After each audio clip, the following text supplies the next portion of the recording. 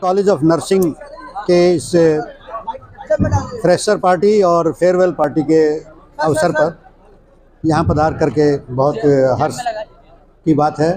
और यहाँ के विद्यार्थियों का, यहाँ के प्रशासन का, यहाँ के टीचर्स का जो उत्साह वो बहुत ही आत्मविश्वास से भरा हुआ है, जोश से भरा हुआ है। और मुझे खुशी है कि नर्सिंग जैसे प्रोफेशन में, जिसमें कि सेवा सबसे प्रमुख ध्येय रहता है, इतने बच्चे उत्साह के साथ यहाँ पर अपनी आगे की प्रशिक्षण लेने के लिए पधारे हैं और लगातार इस सिस्टम से जुड़ रहे हैं। देश में नर्सिंग की जो शॉर्टेज है उसको दूर करने में ऐसी संस्थाएं हमारी बहुत महत्वपूर्ण कार्य कर रही हैं और इसके लिए हमें और इसको प्रोत्साहन देने की आवश्यकता है कि हम कैसे नर्सिंग के जो हमारे पास संख्या है उनको बढ़ा पाएँ और साथ साथ हम किस तरह से उसकी शिक्षा की गुणवत्ता को और प्रभावी बना पाएँ। इसमें हमारे पास पोटेंशियल है, हमारे पास जो यूथ रिसोर्स है, ह्यूमन रिसोर्स है, उसको अच्छा प्रशिक्षित करके हम पूरे अपने देश के लोगों की ही नहीं, विदेश में भी सेवा कर सकते हैं। हम देखते थे कि जैसे कृषि में है कि आज पहले हमारे यहाँ अनाज की शॉर्टेज थी, उसके बाद ये हुआ कि हम अपना पेट तो भर ही सकते हैं, हम दूसरों का पेट भी भर सकते हैं। तो यही बात नर्सिंग में लागू होती है कि हमारे पास इतना इस समय युवा मानव बल है, हमारे बच्चे इतना अच्छा कर रहे हैं कि वो देश में ही नहीं पूरे विश्व की स्वास्थ्य का सेवाओं का जिम्मा ले सकते हैं और उनको पूरी मानवता की सेवा कर सकते हैं। तो मैं इन्हीं शब्दों के साथ सभी को बहुत बहुत बधाई देता हूं और जो बच्चे अभी आए हैं उनके करियर के लिए, उनकी यहाँ शिक्षा के लिए अपनी शुभकामनाएं देता हूं। जो पास होकर के जा रहे हैं, ग्रेजुएट होकर के जा रहे हैं, यहाँ से अपनी डिप्लोमा और डिग्री लेकर के जा रहे हैं, उनका करियर बहुत शुभ हो, बहुत सफलतापूर्वक वो अपना काम कर पाएँ और देश में जो स्वास्थ्य सेवाओं की आवश्यकता है उनकी पूर्ति कर सकें। धन्यवाद। थोड़ा सा ये बताइएगा सर, अभी जितने भी यंग एज लड़की हो या लड़का हो, सभी का ध्यान एमबीबीएस की तरफ बहुत ज़्यादा है, तो कुछ ऐसा संदेश देना चाहेंगे? जैसे एमबीबीएस में नहीं हुआ तो ये मेडिकल लाइन में बहुत अच्छा लाइन है, इसके लिए लोग इसमें आए और सीखें।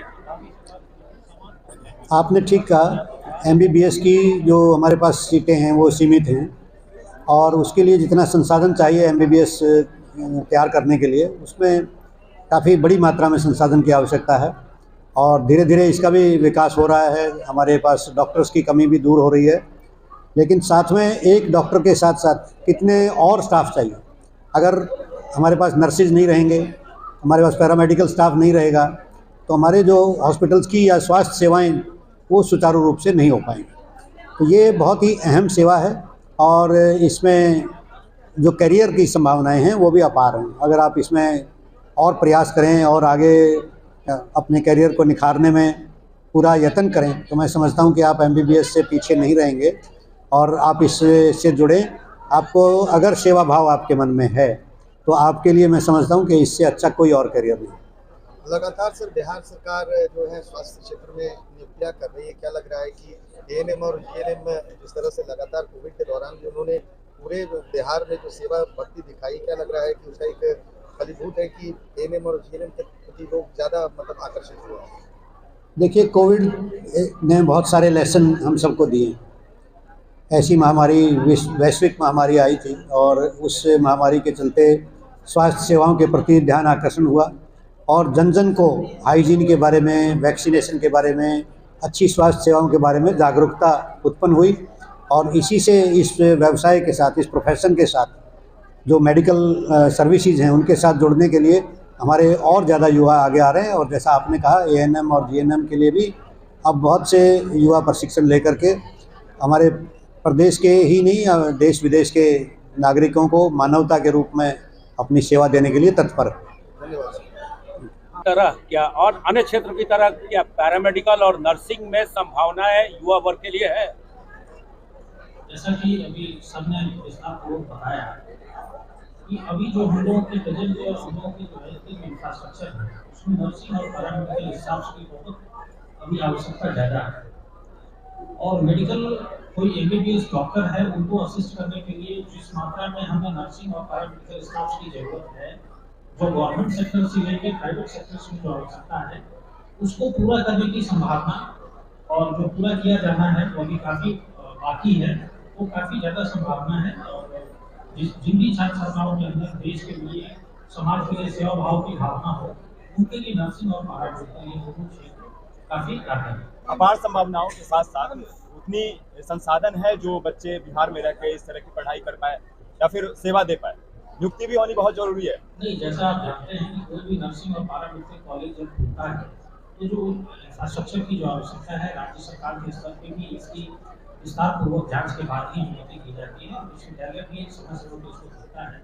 आज हम लोग जिस संस्थान में बैठे हैं ये 2010 से इसकी स्थापना हुई, आज 13 वर्ष हो गए और ये कहीं ना कहीं किसी न किसी मेडिकल कॉलेज से भी जुड़ा हुआ है, जहाँ के नर्सिंग के बच्चे जाके वहाँ ट्रेनिंग लेते हैं, वहाँ से सीखते हैं कि पेशेंट्स का ट्रीटमेंट कैसे किया जाए। तो अभी आज के स्थिति में राज्य में जो भी संस्थान खुले हैं वहाँ छात्र छात्राओं को मेडिकल कॉलेजेस में जाके सीखने का अवसर है।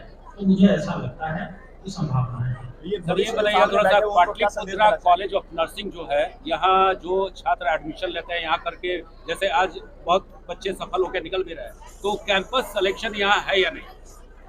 जहाँ तक कैंपस सिलेक्शन की बात है तो विस्तारपूर्वक मुझे ये जानना होगा। ये बैच निकला है इनका और जो बच्चे जो यहाँ से पास आउट होकर निकलते हैं तो अभी तो इतनी आवश्यकता है, प्राइवेट में ही इतनी आवश्यकता है कि बच्चे जिससे निकले जिन्हें ज्ञान है, जिन्हें सेवा का ज्ञान है, जिन्हें मेडिसिन का ज्ञान है, उनको कैंपस के लिए बहुत ज़्यादा सोचने की आवश्यकता नहीं। मुझे लगता है खास करके बाद इनकी क्लासिटी चलिए सर वो के जो बच्चे पढ़ के पास किए हैं वो बिहार के सभी प्रतिष्ठित हॉस्पिटल, गवर्नमेंट हॉस्पिटल, सभी संस्थानों में हमारे बच्चे कोई न कोई पोस्ट पर काम कर रहे हैं। हमारा जो संस्थान है पाटलिपुत्रा कॉलेज ऑफ नर्सिंग, वो लगभग 13 वर्षों में हमने उसकी स्थापना की है और बिहार के बाहर जितने भी लगभग एम्स है सभी सरकारी संस्थान में हमारे संस्थान के बच्चे सरकारी नौकरी, प्राइवेट नौकरी कर रहे हैं।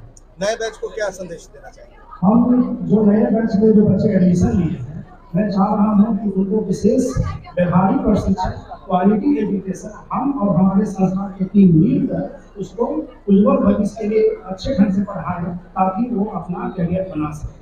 जो पुराने बच्चे पास आउट, मैं उनको शुभकामना देता हूँ कि वो आगे बढ़ें और जो जिस सोच पर एडमिशन लिए हैं उस पर खड़ा हो। धन्यवाद।